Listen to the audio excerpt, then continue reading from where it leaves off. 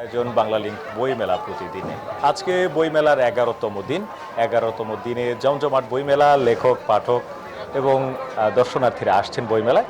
আজকেও আপনাদের সঙ্গে আমরা দুজন আছি, আমি শেখ জায়েদ এবং আছি আমি অন্তরা বিশ্বাস। এবং বইয়ের সংখ্যা যতই দিন গড়াচ্ছে ততই আসলে বাড়ছে। দর্শক, বইমেলার 11তম দিনে এরই মধ্যে প্রায় 800-র মতো বই প্রকাশিত হয়েছে এবারের বইমেলায়।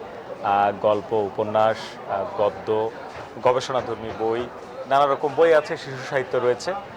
সব মিলিয়ে এখন পর্যন্ত আমরা যেটি দেখছি বইমেলা ব্যাপক জমজমাট হতে চলেছে। তারপরও কিছু অপ্রাপ্তি রয়েছে, কিছু অব্যবস্থাপনা রয়েছে, নানান অভিযোগ রয়েছে। সব মিলিয়েই বইমেলা এগিয়ে চলেছে।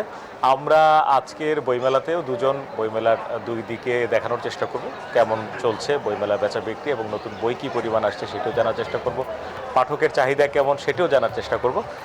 তার আগে অন্তরার সাথে বলতে চাই, আজকে আসলে আমরা আলোচনা করব কি নিয়ে? আমরা আসলে আজকে আলোচনা করতে চাই গল্প, উপন্যাস বনাম গবেষণাধর্মী বই। অর্থাৎ গল্প, উপন্যাস এগুলোর কাটতি অনেক বেশি। এই বইমেলায় যাকেই জিজ্ঞেস করা হয় আপনি কী বই কিনবেন, অধিকাংশ লেখকই বলে থাকেন যে তারা উপন্যাস কিনবেন, কেউ কেউ বলেন তারা কবিতার বই কিনবেন। কিন্তু গবেষণাধর্মী বই কতটা আসলে বিক্রি হয়, কতটা আগ্রহ রয়েছে পাঠকের, সেই প্রসঙ্গেই আমরা আজ কথা বলতে চাই। আর এই যে বিশাল বইমেলা, এই বইমেলার জগতে আসলে মনে হয় যেন আমরা একেবারে হারিয়ে গেছি, মনে হয় যেন অনেক বড় একটা লাইব্রেরির মধ্যে আমরা চলে এসেছি। তো একজন বলেছিলেন যে লাইব্রেরির মধ্যে যদি কেউ হারিয়ে যায়, তো যত সময় ধরে সে হারিয়ে থাকবে তত বেশি সে জানতে পারবে। অর্থাৎ এমন এক হারিয়ে যাওয়া যেখানে আসলে জ্ঞানের পরিধি আসলে বাড়তে থাকে। তো এক মজার হারিয়ে যাওয়া বলা যায়। আমাদের সঙ্গে এরই মধ্যে দুজন অতিথি যুক্ত হয়েছেন। অন্তরা, আমরা অতিথিদের পরিচয় করিয়ে দিই। আমার ডান পাশে আছেন আফসানা ইয়াসমিন অর্থী, আপনাকে স্বাগত জানাই। লেখক এবং গবেষক, আপনার বই প্রকাশিত হয়েছে বইমেলা এবং অপেক্ষায়ও আছে, আপনার সঙ্গে কথা বলবো। আরেকজন অতিথি আছে এবং আমার বাম পাশে রয়েছেন মোহাম্মদ সাইদুল হাসান, একই সঙ্গে তিনি লেখক, সংগঠক এবং আবৃত্তি শিল্পী, বাচিক শিল্পী। তিনি আপনাকেও স্বাগত জানাচ্ছি আমাদের এই আয়োজনে। দর্শক, আমরা এই যে দুজন অতিথি আমাদের সঙ্গে যুক্ত আছেন, আমরা বলেছি যে আমাদের আজকের কথা বলার যে ইচ্ছা, গল্প উপন্যাসের যে বই, এই বই বনাম গবেষণাধর্মী বই। আসলে গবেষণাধর্মী বই লেখেন কারা, পড়েন কারা, কোন ধরনের পাঠকরা এগুলো পড়েন, এবং এই যে গবেষণাধর্মী বই লেখা কিন্তু পরিশ্রম আরও বেশি, ফিল্ড ওয়ার্ক করতে, অনেক কিছু করতে, অনেক কাজ আছে। এই বিষয়গুলো নিয়ে একটু জানার চেষ্টা করবো। আফসানা ইয়াসমিন অর্থী, আপনার এটি কবিতার বই। আপনি যেমনটি বলছিলেন যে বিভিন্ন সময় আপনি যে কবিতাগুলো লিখেছেন এবং এই জুলাই গণঅভ্যুত্থানের সময় যে ব্ল্যাকআউটের একটা সময় গেছে, সেই সময়টিতে আপনি লিখেছেন কি ধরনের কবিতা, যে ব্ল্যাকআউটের একটা সময় গেছে সেই সময়টিতে আপনি লিখেছেন কি ধরনের কবিতা আপনি লিখতে পছন্দ করেন, এবং আপনার এই কবিতার বই নিয়ে আগে একটু জানতে চাই। আসসালামু আলাইকুম। আসলে কি, আমার কাছে মনে হয়েছে যে কবিতা এবং কাব্যের যে সংমিশ্রণটা বর্তমানে তরুণ প্রজন্মের কাছে পৌঁছে দেওয়াটাই ছিল আমার লেখার মেন উদ্দেশ্য। কারণ সময়ের পরিবর্তনে আমরা অনেক বেশি আসলে সোশ্যাল মিডিয়া কেন্দ্রিক হয়ে গেছি। তো আমি যেহেতু একজন চাইল্ড সাইকোলজিস্ট এবং গবেষণা আছে আমার, সো আমার এই গবেষণার জায়গাটা থেকে আমার মনে হয়েছে মানুষের মেধা এবং মননের বিকাশের জন্য অবশ্যই আমাদের জানতে হবে, আমাদের জানার পরিধিটাকে বৃদ্ধি করতে হবে। ইনফ্যাক্ট আমরা যদি ব্রেনের সঠিক ব্যবহার করতে না পারি, তাহলে পরবর্তী জীবনে যে আসলে আমরা মানে জীবনের মেধা শক্তিটাকে কাজে না লাগাতে পারলে আমাদের তরুণ প্রজন্মের একটা সামনে আমাদের একটা অতিরিক্ত গ্যাপ তৈরি হয়ে গেছে সাহিত্যের সাথে। এবং সেই শূন্যতাটা আমার কাছে গত কয়েক বছর ধরে আমার কাছে মনে হচ্ছিল যে আমি আসলে টুকটাক লিখতাম, আমি আগের থেকে আমার আসলে লেখালেখির অভ্যাস ছিল। আমি আপনার কবিতার বইয়ে যেটুকু দেখলাম, মন, প্রেম, প্রকৃতি, এই বিষয়গুলো নিয়ে আপনি। হ্যাঁ, আসলে আমার কাছে মনে হয় যে মানে ভালোবাসার একটা সংমিশ্রণের মধ্যেই আমাদের প্রকৃতির একটা বিকাশ ঘটে। কারণ আমাদের মন মননের বিকাশ না হলে আমরা স্বাভাবিকভাবে আমরা মানসিকভাবে ভালো থাকতে পারবো না। মানসিকভাবে একটা মানুষের ভালো থাকতে হলে অবশ্যই তাকে মন, মনন, প্রকৃতি সম্পর্কে একটা সার্বিক ধারণা থাকতে হবে। কারণ আমরা যখন সোশ্যাল মিডিয়ার জগতে বেশি চলে যাই, তখন স্বাভাবিক জীবনের স্বাভাবিকতার মধ্যে আসতে হলে অবশ্যই বৃষ্টি, তারপরে আপনার মেঘ, আকাশ, এগুলো সম্পর্কে আমাদেরকে কিন্তু অনেকভাবে শান্তি দেয় এগুলো, এবং আমাদের মেধার বিকাশের জন্য কিন্তু খুবই গুরুত্বপূর্ণ অধ্যায় হিসেবে কাজ করে। আর ভালোবাসা তো এক ধরনের সৃষ্টি, যা হয়তো নতুন কোনো কিছু সৃষ্টির কথা চিন্তা করে। 14 ফেব্রুয়ারি আমাদের ভালোবাসা দিবস আছে, আজকে 11 তারিখ।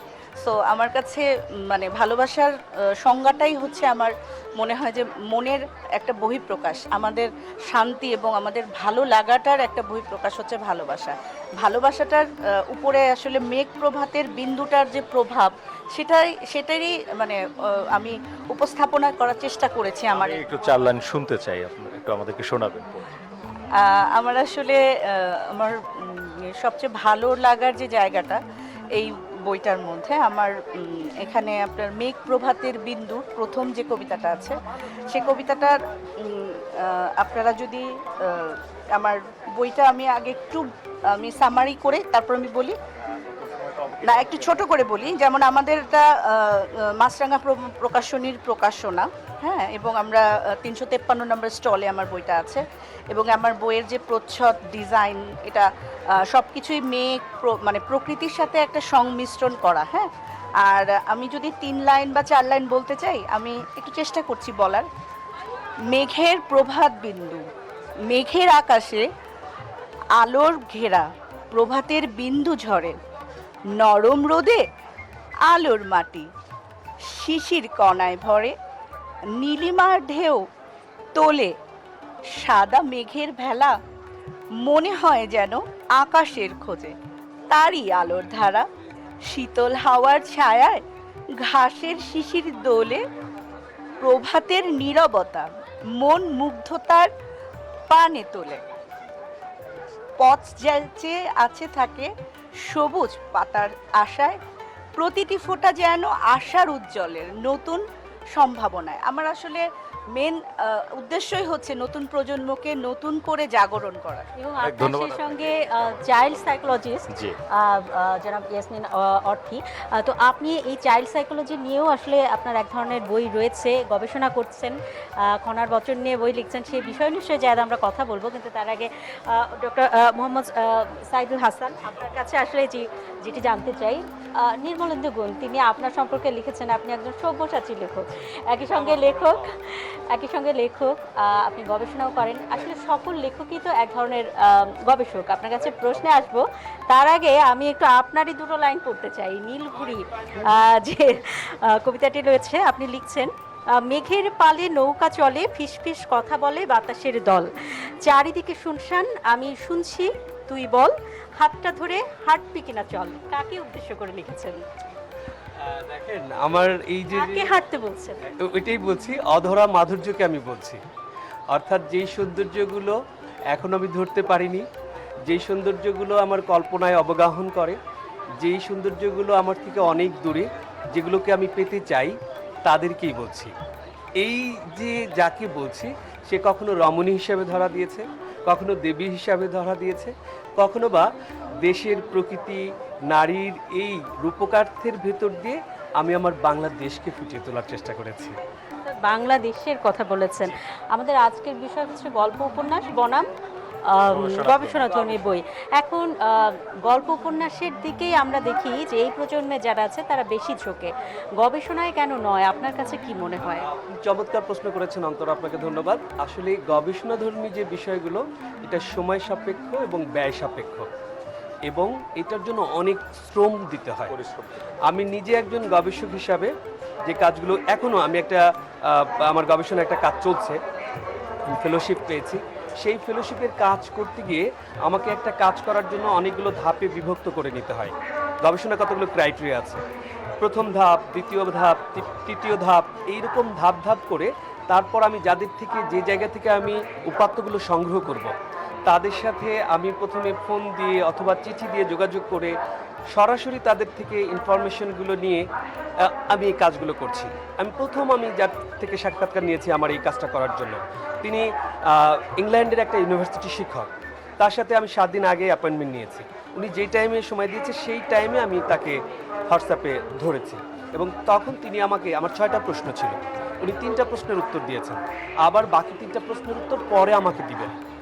এইভাবে বাংলাদেশের থেকে শুরু করে আমাকে সশরীরে পাশের দেশ ভারতেও যেতে হবে, বিভিন্ন জায়গায় গিয়ে গিয়ে আমাকে এই উপাত্তগুলো সংগ্রহ করতে হবে। এত কষ্ট করছেন, একটা উপন্যাস লেখা বেশি কষ্ট নাকি গবেষণা করা বেশি কষ্ট? অবশ্যই গবেষণা অনেক বেশি কষ্টসাধ্য, কারণ গবেষণায় আপনাকে অথেন্টিক জিনিসটা তুলে ধরতে হবে। আমি যে বিষয় নিয়ে গবেষণা করছি বা যাকে নিয়ে করছি তার পুঙ্খানুপুঙ্খ সত্যতা যাচাই বাছাই করে সেখানে তুলে ধরতে হবে। উপন্যাসে গল্পে কিন্তু সেটি নয়, কারণ সেখানে আমি এককে রং ফলিয়ে 10 করে সেখানে আমি তুলে ধরতে পারবো। যেমন আপনি এইমাত্র যে কবিতাটা পড়লেন নীলঘুড়ি, এই যে নীলঘুড়ি আমার স্বপ্ন, এখানে কিন্তু আমার কল্পনা আছে। এই কল্পনা বিলাসে অবগাহন করে আমি নারীর ভেতর দিয়ে আমার দেশকে তুলে ধরার চেষ্টা করেছি। এবং এখানে এই আবার উপন্যাস লেখার ক্ষেত্রে আরেকটা ট্রেন্ড, উপন্যাস যখন আমি লিখছি আগে আমি একটা প্লট রেডি করছি, প্লটটা রেডি করে তারপর আমি ক্যারেক্টারাইজেশন করে নিজের মতো করেই আমি ওটি লিখে ফেলছি।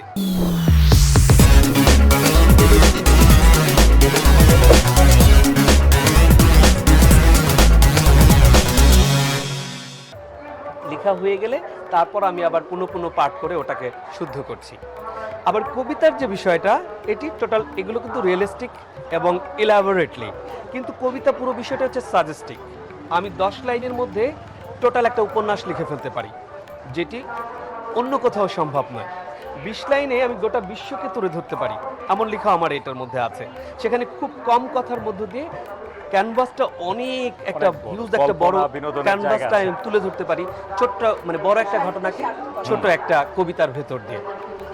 সেটাই আর কি। খনার বচন নিয়ে আফসানা ইয়াসমিন অর্থীর একটি বই আছে, সেটি ছোটদের জন্য, এবং চাইল্ড সাইকোলজি নিয়েই আপনি গবেষণা করেন। সেই বইটিতে কি আছে? সেটি কি গবেষণাধর্মী বই নাকি শিশুদের জন্য সাহিত্য? আমার আসলে চেষ্টা ছিল খনার বচন শিশুর ছন্দ খনন বইটি আমার স্টলে থাকবে, এখনো কাজ চলছে আসলে প্রকাশনার। কারণ দেখা গেছে খনার বচনগুলোকে আমি একটু মানে গবেষণাধর্মীভাবে ছোট্ট গল্প করে বাচ্চাদের কাছে, তরুণ প্রজন্মের কাছে উপস্থাপন করার চেষ্টা করেছি। কারণ আমার কাছে মনে হয় যে আদির যে খনা আমাদেরকে অনেক সুন্দর সুন্দর মেসেজ দিয়েছে, যে মেসেজগুলো আসলে আমাদের জানা, তরুণ প্রজন্মের জানাটা খুব জরুরি দরকার। এবং সেটাকে আমি এখনকার বাচ্চাদের বোধগম্য যে বাংলা আছে, সেই বাংলায় তারা যাতে পড়ে এবং জানতে পারে, এবং সেটারই একটা ছোট্ট একটা মেসেজ, যে সে এই খনার এই ছোট্ট বচনটা থেকে ও কি শিখলো, কি জানলো, আসলে কি বলা আছে, কি বলা আছে, সেটাকে প্রথমে একটা গল্প দিয়ে আমি বোঝানোর চেষ্টা করেছি, এবং তারপরে শিক্ষাটা এইটা থেকে কি শিখলো, শিক্ষণীয় কি আছে সেই মেসেজটা দেওয়ার চেষ্টা করেছি। কারণ ভাইয়ার সাথে আমি একমত, গবেষণা খুব কঠিন জিনিস। গল্প রচনা বলেন, আপনি কবিতা লেখা বলেন, আমার কল্পনায় আমি অনেক কিছু করে ফেলতে পারি, হ্যাঁ। এবং নির্মলানন্দ গুণ স্যার কিন্তু আমার কবিতা লেখার পেছনে অনেক বড় মানে অনুদান ওনার। কারণ আমি আসলে মানে ওনার সাথে মানে আমার একবার দেখা হয়েছিল আপনার একটা প্রকাশনায়, পাঠক সমাবেশে। আমি আসলে লাইব্রেরি খুব পছন্দ করি, আমার খুব পছন্দের একটা জায়গা লাইব্রেরি। তো স্যারের সাথে আমার যখন দেখা হয়েছে, আমি কথায় কথা বলে ফেলছি যে আমি তো আসলে কবিতা পড়ি না, আমার এত ধারণা নেই। তখন আমি স্টুডেন্ট, মাত্র আমি অনার্স ফার্স্ট ইয়ার না সেকেন্ড ইয়ারে পড়ছি। তখন সে আমাকে বলছে যে মানে ইনস্ট্যান্ট উনি আমার কাছ থেকে 3টা জাস্ট আমি জাস্ট এটুকু শেয়ার করার পরে ইনস্ট্যান্ট উনি আমার জন্য 4 লাইনের কবিতা রচনা করে ফেললো। আমরা একটা বিরতি নেওয়ার সময় হয়েছে, একটা বিরতি নেব। আমাদের সঙ্গে দুজন অতিথি ছিলেন, দুজনকে অনেক ধন্যবাদ জানাই আমাদের সঙ্গে যুক্ত হওয়ার জন্য, সময় দেওয়ার জন্য। দর্শক, বাংলা লিগ বইমেলা প্রতিদিন একটা বিরতি নিচ্ছি, ফিরছি একটু পর, সাথেই থাকুন।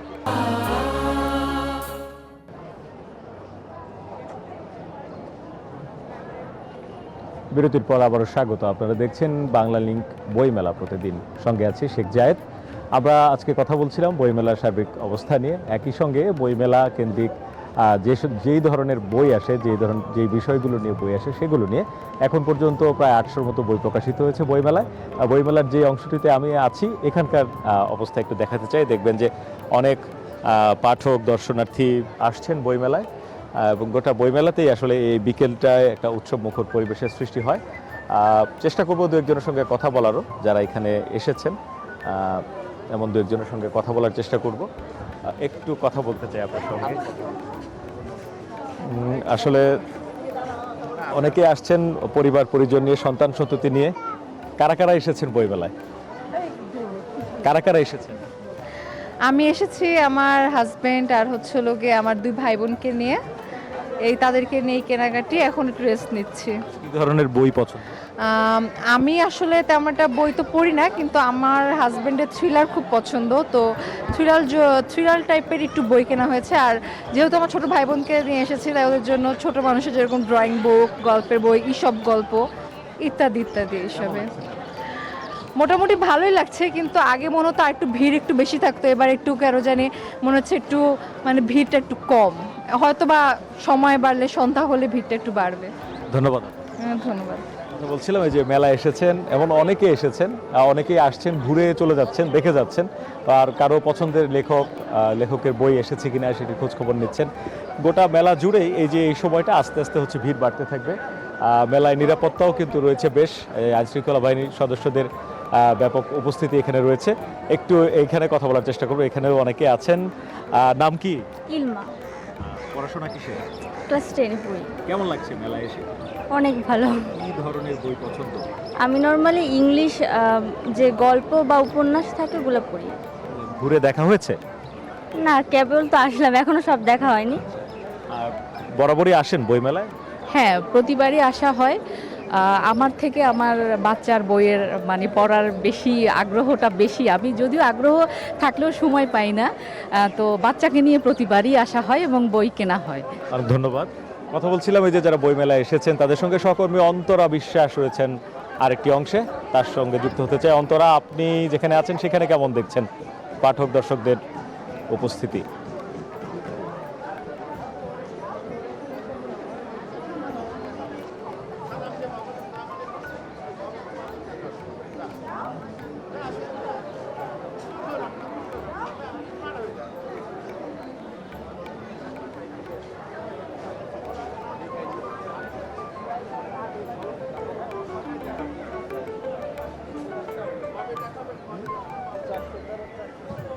অন্তরা বিশ্বাসকে আসলে শুনতে পাচ্ছিলাম না আমরা দেখছি বইমেলায় হচ্ছে মানুষজন ঘুরে ঘুরে বই দেখছেন, পছন্দের বই খুঁজছেন, অনেকে আছেন। এই যে বইমেলার একটি স্টলে আমরা আছি, অনুপম প্রকাশনীর স্টলে আমরা আছি।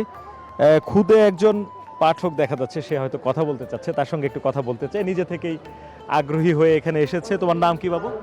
এমডি রাশেদাত আলী দিহান। কার সাথে এসেছো?